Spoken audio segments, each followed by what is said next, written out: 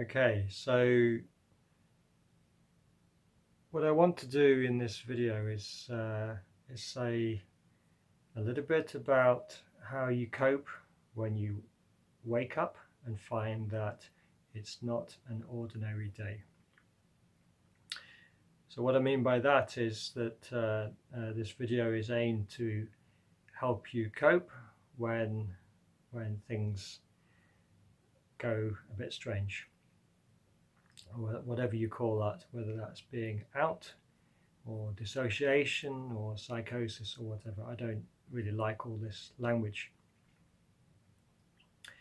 So the first thing is to wake up.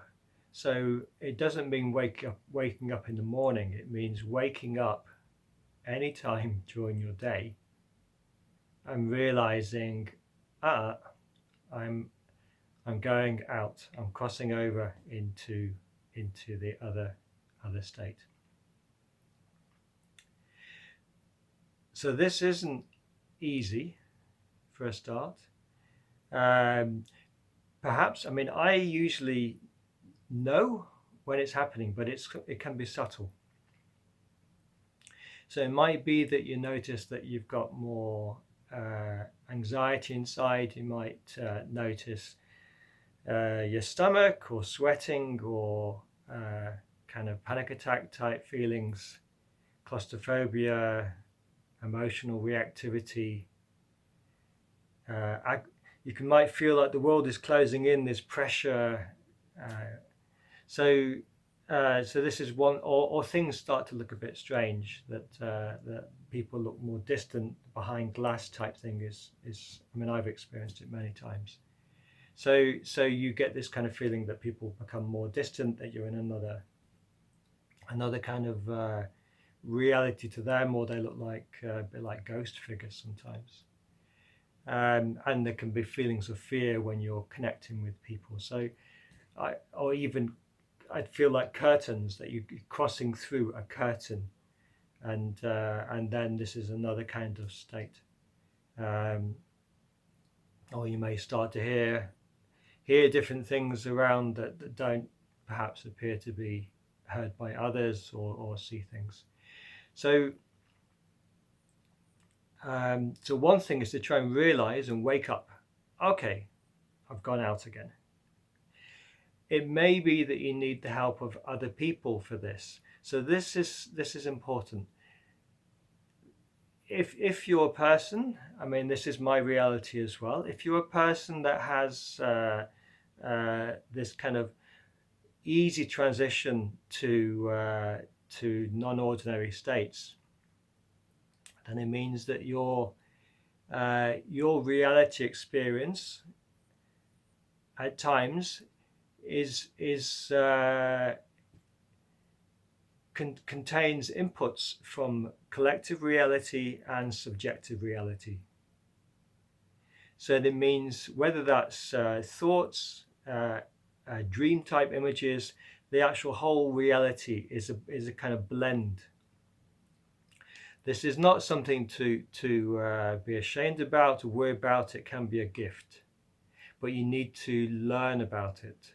We can't do too much now, but just to understand, okay, so I'm a person that has this kind of opening into a blended reality. That's my experience, and it means you can't just hold it tight and grasp it and be very defensive of this. If someone else points out that that some aspect of your reality is different to theirs, then see if you can be a little soft and open with this rather than defensive. This might be a kind of paranoia type thing, or worry, or idea, or any kind of things. So a little bit of space with that, and a bit of tolerance for others who have a different reality experience. Yeah, so if you can do this, they can help you to know when you're going out, and this is really valuable. as soon as you are able to look at your reality with this little bit of space around it, this is magic, because you then have a reliable island to stand on. So your stability is standing on this little island, able to look at your own experience with a bit of space and not hold it too tight, and know that it's a blended reality. It's not reliable. There may be truth there. There may be things which aren't always true, not so much true, and that's okay. Okay, so that's first. So waking up, this is its own mega skill. Okay, second point is handling your inner reality. Yeah, so this whole video is about being independent. So I'm assuming that you're trying to gain a capacity to be independent and manage your own life as far as is possible. So the first stage is handling what's happening inside. If you have a crisis coming up, then the first thing that I always do is find my safe place. So it means I need to retreat. So whatever was going on, whatever tasks that the world is presenting, even compassionate ones, you need to communicate with people that this is not going to happen for a little while. And sometimes this is not easy to do, but as much as possible, you let go of everything. And your job has now become self-care. So you come back to whatever place that you can find which is safe. Yeah, perhaps that's something that you can create beforehand while you're in a good state. So whether that's a bedroom or private space or whatever, you need to find your own safe space. And ideally, in that space, you'll have a toolkit of things that you can do to self-care. Okay, so what to do in your safe space? So you need to take care of yourself. I would be a little patient. Don't try and deal with problems, whatever's difficult. Focus instead perhaps on taking care of yourself. So the first thing, if you are anything like me, the first thing that you need is to rest. Yeah. So make sure that you can get a quiet environment. If other people are stressy for you, they have their own needs, then see if you can create a boundary. I mean, I've done this many times, and if the people around are not helpful for me, then I have to apologize and close the door, and so I'm retreating into my own space. Have a quiet environment, some calm. You can use music and things if that's helpful. Rest your body, maybe sleep if you can. You need food, healthy food, calming drinks. So you have this feeling, okay, I'm going to hug myself. That is the beginning. Try not to worry about what you're experiencing, what's happening. Don't engage with this. I mean, it will be there, but your job is going, okay, I'm going into this care mode. Yeah, I use lots of different things in my kind of care pack. So I have a few essential oils, smells that I find helpful. I mean, mine are maybe personal, but I like spike lavender, grapefruit, frankincense. But it might be that you like other oils. I can get myself out of panic attacks just by smelling some spike lavender. But having like a creative kit, so art kit, watercolors, it doesn't matter, children's watercolors or crayons or things, paper, even playing with things, plasticine, Lego type things. So creativity is a really good activity in this space. You want a way for emotions to be able to come out, and in my experience, you don't need to put them out there in the outside world. You can use, say, your creativity. I once painted a earth on fire with red fire and burning. I was in the middle of an intense experience, and all of the emotion, and I'm physically creating this thing, and there's lots of emotion going in, and I had a burning earth that looked more like a sun. So there can be lots of emotion going into this kind of thing, or black, dark paintings of things. You can get it out onto the paper. I'd even physically tap. Not very good for the brush, but I choose a cheap brush, and sometimes make sounds like a child even. So there's an emotional release happening while I'm doing the creative things. So artwork in this sense is really good.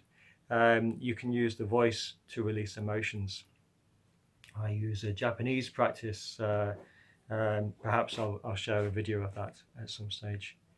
So using the voice, whether it's singing or using like a sound toning release, there are ways to release emotions. There'll be another video in this series where I'm using the breath and yawning, and we'll see what we can share over time. So what I'm suggesting is ways to release emotion and not going straight into mindfulness type practices. They're great, but for me, you want to do a bit of emotional work first before doing that, and then as you feel a bit calmer, then you can start to do a little bit of kind of self-awareness grounding.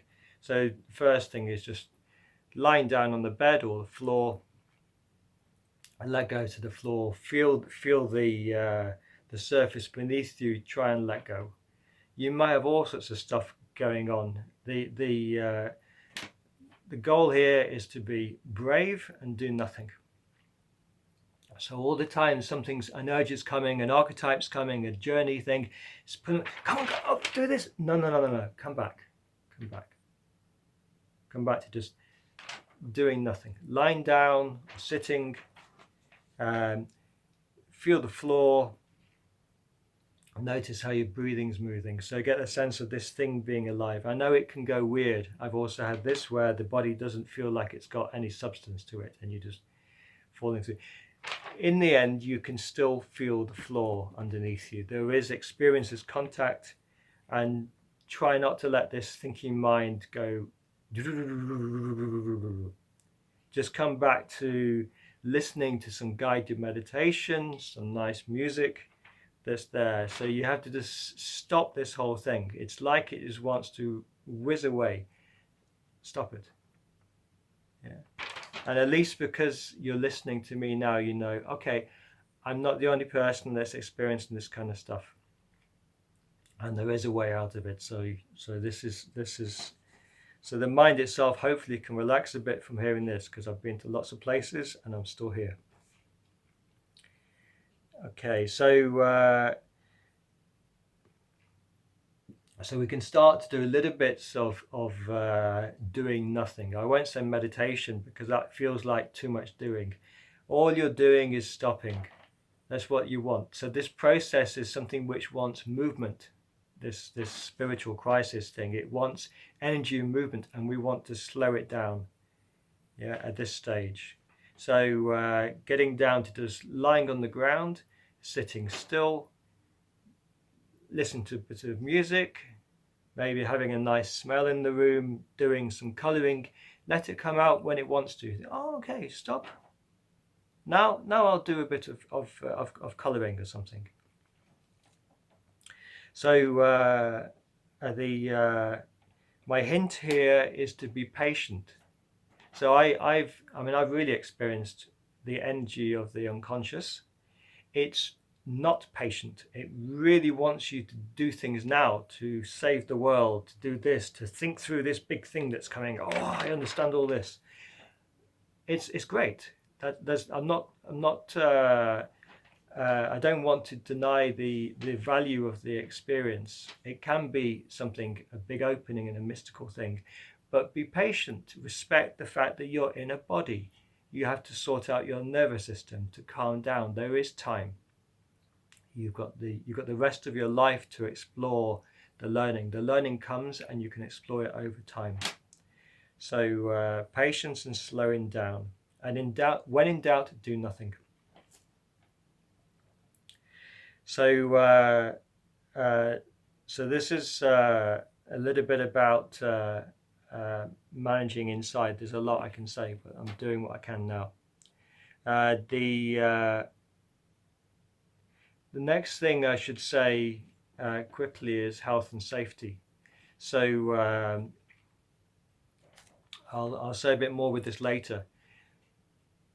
Your job at this time is to take care of yourself and be safe. We'll talk more about the external environment and care decisions later, but at this stage you have to stay safe. So even more than normal, when you're a person who's in this kind of vulnerable state, you have to take responsibility. Otherwise, the environment takes responsibility for you and you lose control of this. So it means that if you get any thoughts or urges or things inside which might be causing you to do activity which is harmful to yourself or to others, stop. So I've been through this myself many times. Whether it's kind of inner voices telling you to hurt yourself, things with images. I don't use the word hallucination because they're real for me. They're as real as the outside is. So if there's imagery in your reality which is suggesting things which might cause harm to yourself or to others, or just voices or aggressive things or devious things, this is tricky. So you get called onto missions to save the planet or the universe, but part of it involves a bit of self-sacrifice. Okay, this is devious stuff that comes from the mind. When I'm giving you a hint of the tricks that come in there at times, I don't know the roots of these, but if you get any of these things, my saving question was, what is love now? Yeah, what is love now? What is self-compassion? And the answer might come up, okay, it's to take care of myself now, not to follow with this journey that's happening. So any kind of thing like this, you have to go, wake up, stop, come back to the sitting down, come back to your little care package, and come out of the journey. So it's going to keep pulling you, but come back to this little do nothing care program. Okay, so that's health and safety. If you can't do this, we'll say more later, then you have to get help from other people. Okay, so next topic. I want to try and keep this as focused as possible, but there's a lot to say. So we've talked about inner management. The next topic is outer management. So with the outside world, with people around you, whether they're friends, family, people in shops or outside, medical things, my experience is that if you're in this state, then you need to have things as smooth as possible. That is not, always easy, but you cannot cope with emotional conflict, with stresses, with challenges, and so you need everything as happy as possible. And this gives you more support to then deal with the inner state work. So so what I suggest here is avoiding conflict. So that means ideally that you be humble, polite, respectful to others, compassionate to other people. Try and understand their reality. So make effort in this. What you have in this state is a whole pile of me. All of this inner world and everything else that's come boom, boom, boom, boom, boom. And I'm saying, okay, that's great.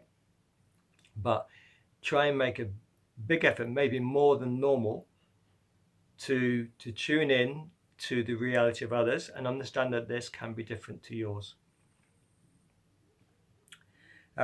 You might, like I've had at times, you might perceive people as not real, as kind of shadow ghost figures, like virtual cartoon characters. That's how I experienced people.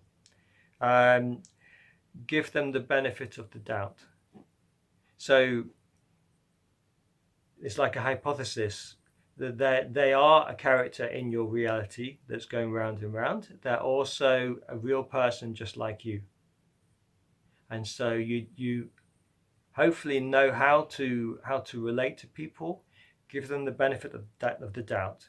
And the more you can listen and be compassionate, the easier it will be for you around. But sometimes it feels like playing a game or faking things, but do it. So you carry on being quiet and respectful. And if there's strong emotion around you and conflict, then my suggestion is you try not to get pulled into that. Try and calm things, apologize, even say, okay, at the moment I can't cope with this, I'm sorry. If necessary, retreat back into your space. In my case, with my family, I would do the director's cut. I would go cut, because I knew I could not handle the conflict. And if they could not respect that and the emotion calms down, I had to leave the space. So this is how I coped in extreme emotional time. And the people don't like it. If you do a director's cut, they get very upset because their emotion comes back to them. But you can't do anything about that. So either they understand this and they're mature, or you have to leave the space. Because otherwise you end up getting all emotional and strong, and it all goes haywire. Okay, what else to say? So I have a sense within this, you're creating a calm environment around you, managing your external emotional environment, but doing it with compassion for the other people. Trying to understand their needs, bridging to their reality. And what I don't recommend is sharing too much of your inner reality with people that can't cope with it. It creates too much fear. So if you're lucky, you've got people around that can understand. If you're not, then be compassionate to them and just share what you can, but not everything, because it's too much for people. You have to deal with it yourself, and maybe listening to this video gives you some feeling of support that you can do this. I can do this, and hold my inside world, and then share it in a responsible way. Okay, so there's a little bit there about handling the outside world. I'm going to do another little bit now on outside world. So outside world part 2. This is, what do they need? If someone's calling you crazy or mad, or they're saying you're psychotic, they want to section you, if they're a psychiatrist, I see that what they're saying is that you're not doing your part. You're not playing your part. Yeah. No one wants to take responsibility for another human being.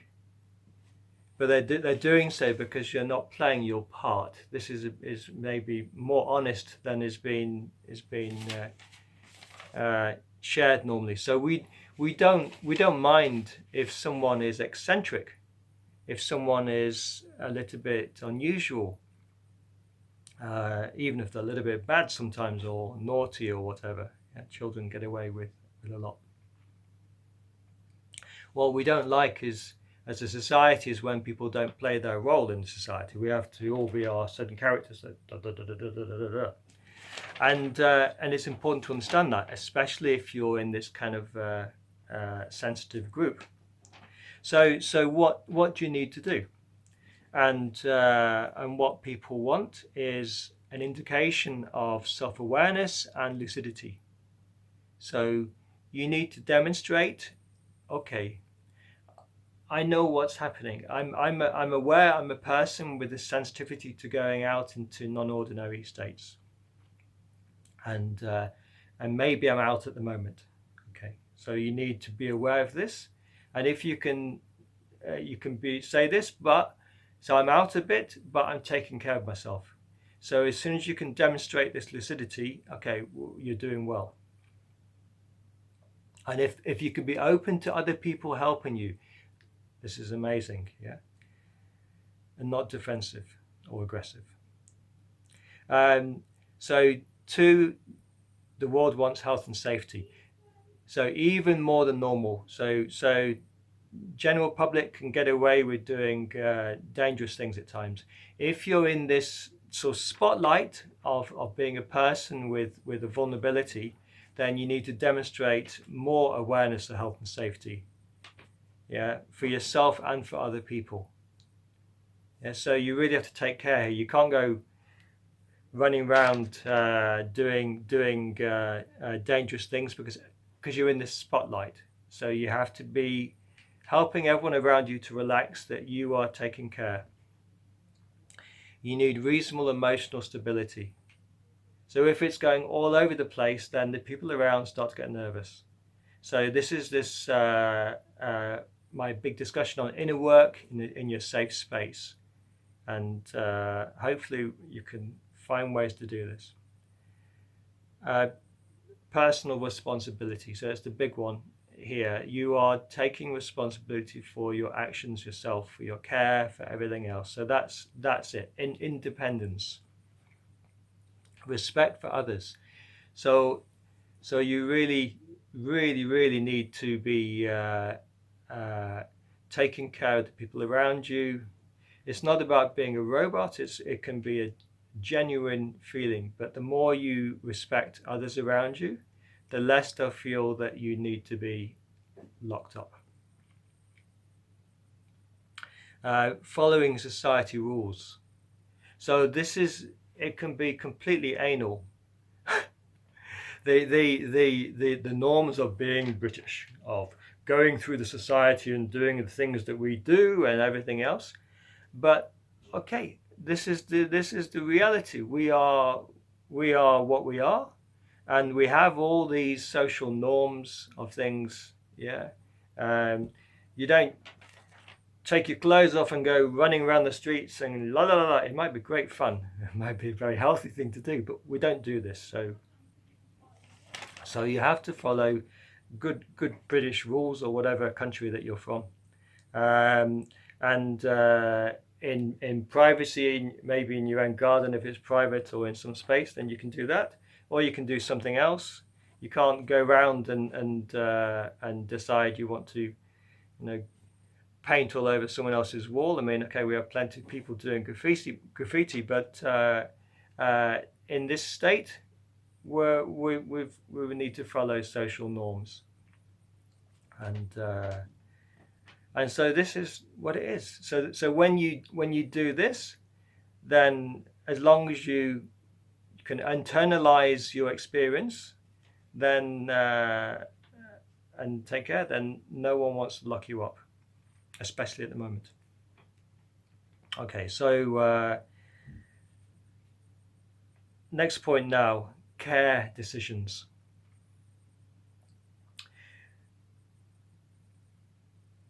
I think it's important to say that this video is not about trying to keep anyone out of hospital. Yeah, so if you are not able to do what I've tried to talk about in this video, and you need to have a strong support environment around you which is keeping you safe, keeping others safe, then you have to go with this. This is we can hope that the actual psychiatric care environment is as compassionate as it can be, as wise as it can be, but in the end, if you can't manage these independent rules of navigating your experience, then you have to go there. I've been inside in my case in China, and this was necessary for a short time.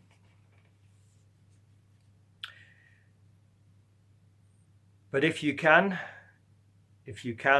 manage on your own, especially at the moment, at this time when the world is in crisis, then that's the best thing for everyone concerned. So that's the point of this video, to try and help you to not need to cross over that line where you give away responsibility and or have it taken away from you. Okay, right, final conclusions then. Oh, I should say a bit more about care decisions. So it may sound like what I've been saying here is lone samurai warrior type path to handling your experience. It's true in my experience that you need to do quite a bit on your own, because people around can't necessarily handle what you've got. But at the same time, the more you can share with others, connect with others, you need to find the right people. That's important. So if you're be compassionate with your family, friends, people around you, communicate as much as possible with them. Maybe they can learn, or they can listen to this and get more understanding. So as much as possible, meet them, but you have to understand their fears and where they're at as well. And then find, if possible, people that you can communicate with who can relate to your experience in a non-judgmental way.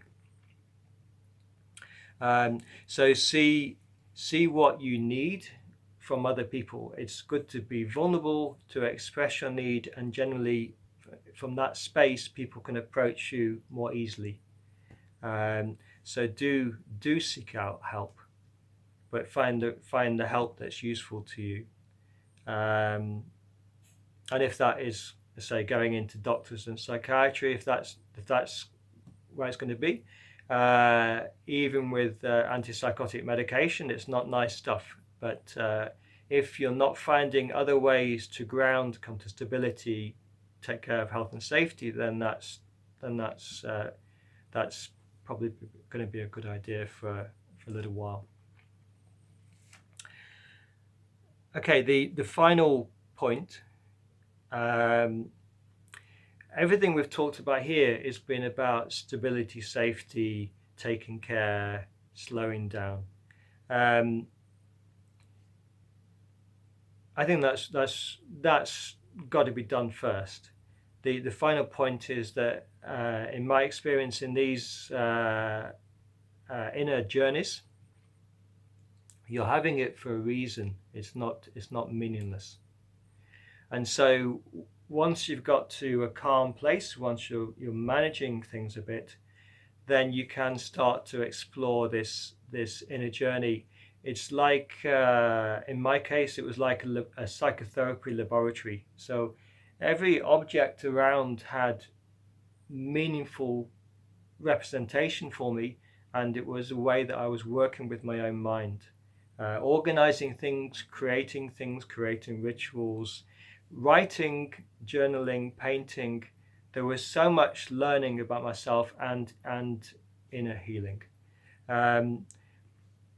There was also kind of journey type work. I don't know if it was real or not real, but I felt like I played my part in that, and so there was kind of heal the world type journeys, or being the Buddha and creating things. From my experience, it's good to work with that, but not let it take over too much. So and keep it, pace it. Yeah, don't let it take over. So it is good to go into your safe space and start to reflect, to work with things, but while staying as relaxed as you can.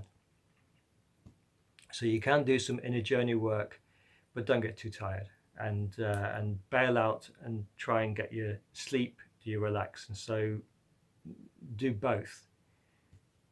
Yeah. Okay, I hope this is helpful. And if one person manages to not go over the line into psychiatric care at this time from watching this, then I'm very happy with this video. Thank you very much.